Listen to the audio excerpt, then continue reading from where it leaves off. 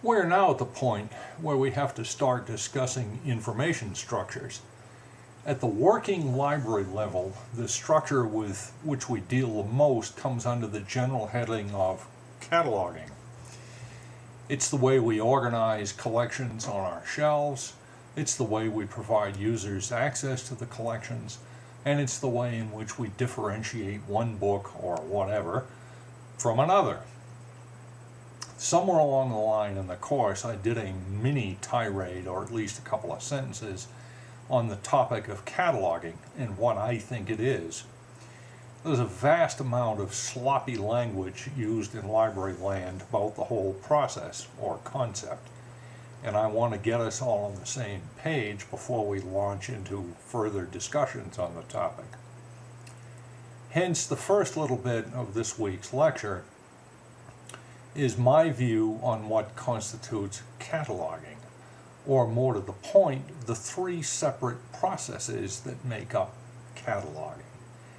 This is one of those instances where I am somewhat conservative in my approach to things. Were I king of the hill, we would still have a required course in cataloging. Of course, finding somebody at the PhD level to teach said course is an entirely different issue, but we'll let that one pass. Getting to the main point of this week, we have a discussion of classification and several different systems used today.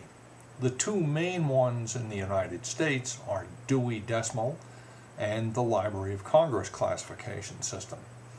I'm leaving Superintendent of Documents out of the picture because it's not really a classification scheme, simply a shelf organization device. I think you have to have some idea about how these things work before we can get into contemplating how, as information structures, they may be used, intentionally or not, to reinforce dominant social notions or the dominant hegemony. I will make you a case that the way classification systems presents the world may well have an effect, perhaps subliminal, perhaps not, on the way heavy users of libraries look at the world. Downstream some in the course, I will definitely be making a case that all of them reflect a somewhat Anglo-centric white guy back east view of the world. We'll do some basics this week and expand upon the topic by introducing some new systems next week. Dig into the lecture and start thinking about this most basic of library information systems.